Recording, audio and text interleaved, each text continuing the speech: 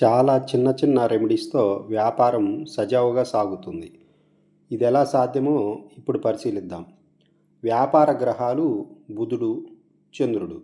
ధనకారకుడు గురువు. లక్ష్మీదేవి అధిష్టాన దేవతగా గల గ్రహం శుక్రుడు. ఇప్పుడు చంద్రరాశి కర్కాటకంలో గురు, బుధులకు పునర్వసు 4వ పాదం, ఆశ్లేష నక్షత్రాలు ఉన్నాయి. బుధుని రాశి మిథునంలో గురువునకు పునర్వసు 1, 2, 3 పాదాలున్నాయి.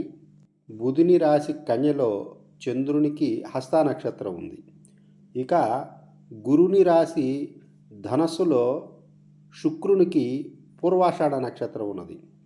గురుని రాశి మీనంలో బుధునికి రేవతి నక్షత్రం ఉంది. అంటే ఈ నక్షత్రాలు ఏ నక్షత్రాలు ఎవరెవరి అనేటువంటి కొద్దిగా పరిజ్ఞానం ఉండాలి. అదేవిధంగా శుక్రుని వృషభంలో చంద్రుడికి రోహిణి నక్షత్రం, శుక్రుని తులలో విశాఖ నక్షత్రం గురువుది ఉన్నాయి. ఇవి కాస్త గుర్తుపెట్టుకోవడం కష్టమైనప్పటికీ కూడా ఏ విధమైన వ్యాపారమైనా బాగా కొనసాగాలంటే పునర్వసు, ఆశ్లేష, హస్త, పూర్వాషాఢ, రేవతి, రోహిణి, విశాఖ నక్షత్రాలను గుర్తుపెట్టుకోవాలి. ఇవి వ్యాపారాన్ని ప్రోత్సహించే నక్షత్రాలు. ఇవి నడిచే రోజుల్లో సరుకుల లావాదేవీలు, డబ్బులు చేతులు మారడం, అగ్రిమెంట్లు రాసుకోవడం, పార్ట్నర్షిప్ డీడ్లు రాయడం మొదలైనవి చేయవచ్చు.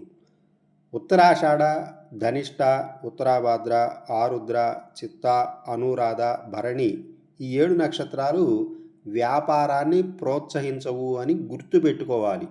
ఒక నిర్ణీత వ్యాపారస్తునికి మాత్రం కొన్ని సందర్భాలలో ఇవి కూడా ప్రోత్సహించవచ్చు, కానీ ఎక్కువ శాతం ఇవి వ్యాపారాన్ని ప్రోత్సహించవని గమనించుకోవాలి. కాబట్టి ఈ నక్షత్రాలు నడిచేటప్పుడు వ్యాపార లావాదేవీలు ఎక్కువగా నడపకుండా ఉండడం చాలా మంచిది. మీకు ఇప్పుడు ధన సంపాదన చిహ్నము మరియు వ్యాపార చిహ్నము, వ్యాపారం అభివృద్ధి చెందించే చిహ్నము వీటన్నిటినీ కూడా చూపిస్తాను. ఇవి లెటర్ హెడ్స్ పైన కానీ విజిటింగ్ కార్డ్స్ పైన కానీ ముద్రింప చేసుకోవాలి. వాటి కలర్ కాంబినేషన్స్ కూడా నేను చెప్తాను ఇప్పుడు. అలాగే సోమవారం నాడు పసుపు పౌడర్ని కానీ పసుపు కొమ్ములను కానీ పసుపచ్చ రంగు లేదా ఆకుపచ్చ రంగులు ఉండేటటువంటి వస్త్రాలు కానీ, చీరలు కానీ, కర్చీఫ్స్ కానీ, పెన్స్ కానీ, స్కెచ్ పెన్స్ కానీ లేదా మిఠాయిలు కానీ దానం ఇవ్వకూడదు. అలాగే అప్పుగా ఇవ్వకూడదు. గురువారం నాడు పాలు, బట్టలు మొదలైనవి గడప దాటించవద్దు. మీది పాల వ్యాపారం, బట్టల వ్యాపారం అయినట్లయితే దాన్ని పట్టించుకోవాల్సిన అవసరం లేదు. మామూలు వాళ్ళైతే పాలు కానీ తమ కూతుళ్ళకు కానీ లేకపోతే తెలిసిన వాళ్ళకి కానీ బదులుగా ఇవ్వడం, లేదా పాత బట్టలు వేరే వాళ్ళకి కట్టుకోవడానికి ఇవ్వడం లాంటివి చేయకూడదని అర్థం. శుక్రవారం నాడు పుస్తకాలు, శివుని బొమ్మ, శివపార్వతులు ఉండే ఫోటో, చిన్నపిల్లలు ఉండే ఫోటో, తల్లి ఫోటో ఇలాంటివి పాడైపోయినవి కానీ మరి ఎలాంటివైనా సరే బయట పారవేయడానికి లేదా ఇతరులకు ఇవ్వడం లాంటి పనులు చేయకూడదు. బుధవారం నాడు శ్రీ లలితా త్రిపుర సుందరి దేవి మంత్రం జపించండి.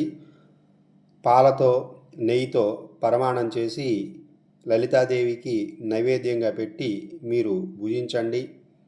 మంత్రజపం చేయలేని వారు అమ్మవారి ఫోటోకి దీపధూప నైవేద్యాలు సమర్పించండి. సోమవారాల్లో గురువుని దర్శించుకొని గురువు ఆశీర్వచనం తీసుకోండి. బుధ, శుక్రవారాలలో తల్లి పాదాలకు నమస్కరించి ఆశీర్వచనం అడగండి. సోమవారము, బుధవారము, గురువారము, శుక్రవారాల్లో శివపార్వతులకు నెయ్యితో దీపం వెలిగించండి. ఇలా ఒక అలవాటుగా చేసుకోండి. ప్రమిద మాత్రం వెండితో చేసినదై ఉండాలి. గురువారం నాడు ముగ్గురు ముత్తైదువులకు పాదాలకు పసుపు పూసి వారి ఆశీర్వచనం తీసుకోండి. శివకేశవులకు భేదం ఎంచకండి. మీ గృహంలో కానీ లేదా వ్యాపార స్థలంలో కానీ లేదా సైట్లో కానీ ఉత్తరం వైపు నీరు ఎప్పుడు నిలవ ఉండేలా ఒక నీళ్ల ఏర్పాటును చేయించండి.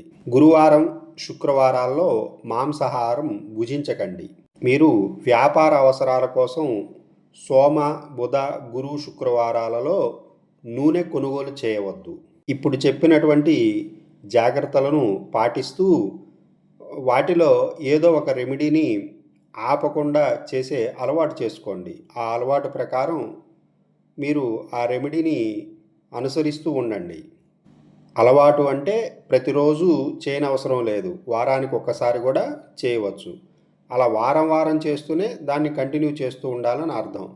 అలాగే ఇంటి కులదైవాన్ని మర్చిపోవద్దు. వ్యాపారం బాగుండాలంటే కులదైవ ఆశీర్వచనం తప్పనిసరి.